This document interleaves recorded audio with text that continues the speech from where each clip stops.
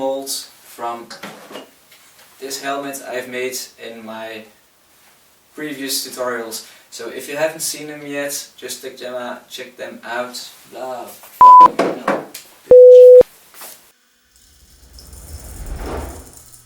First thing I would like to say is work as safe as possible. So as you can see here, I'm working with my mask on. I'm working in a spray booth with some air ventilating from the back. So if you have access to those things, use them. They can be very useful.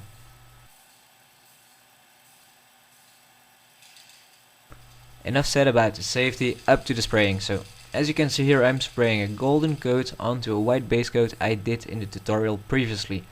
So this is the result you can see after one layer of gold. It's better to do 2 or 3 small coats than just one heavy coat. So if you can do it that way. Here I'll give you a bit more explanation about how I'm working. So first I make a drawing on paper with the colors. Then I'm thinking about how to lay the colors, because you're working in layers. You can compare it with Photoshop or something like that. So you work layer by layer, then cover them up and work further from this point of view. So as you can see here, I'm preparing my 2 next colors, and I just laid some automotive tape just to cover what I want to keep in gold. So as you can see here, I'm taking my red spray can with some flakes into it just to give it a good shine. So I'll be spraying in between the 2 layers of golden tape I've just put on the helmet. So when I'll be removing those 2 lines, I'll just have a golden line laying under it with the red in the middle of those 2 stripes.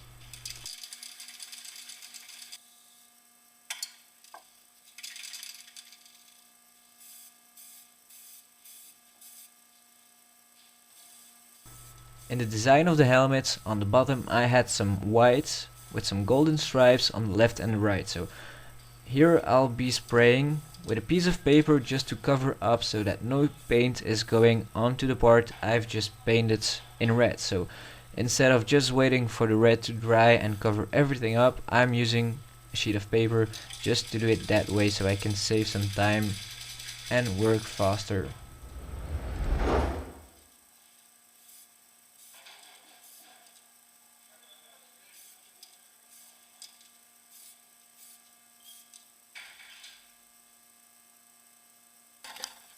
So this is a result after the red and white put on the helmet. So as you can see, there is a smooth overlap in between the gold and the red, and I have to say, while editing, I may be thinking this is looking like quite good. So it's almost like an Iron Man-ish kind of mask. So maybe in the next paint job I'll just do it that way. So the difference is you don't use tape, so you don't get some hard lines and you have some soft lines with overlap. So this is how it's done.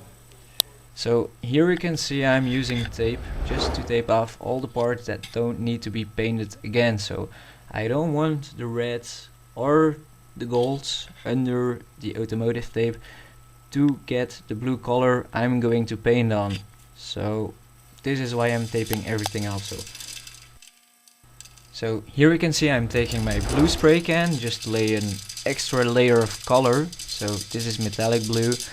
So first thing to do every time is just make sure that you mix the spray can enough so that all the colors inside of the spray can are mixed very well and you get an even color onto the part. So you always go left to right and just release at the end of every stroke.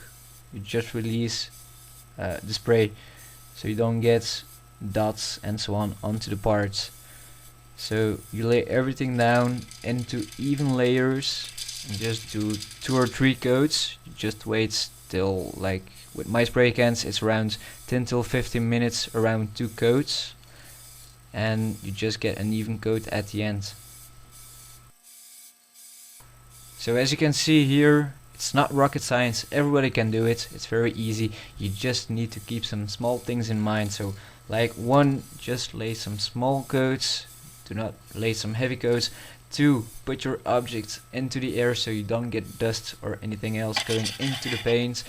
And after you're finished painting, just cover it up. Try not to get some dirt and so on going into the paint. So here we can see the finished parts. I must say I really like the color, gives a real good shine to the parts. And up to removing the tape. So here you can see I'm removing the tape. I've made a small error, and you can prevent making the same error I did. I went a little bit too fast with laying the tape onto the red, so I have the glue or something like this coming off the tape into the paint. So maybe work with a plastic bag or less adhesive tape. So here you can see I'm removing every layer, and this is how I did everything.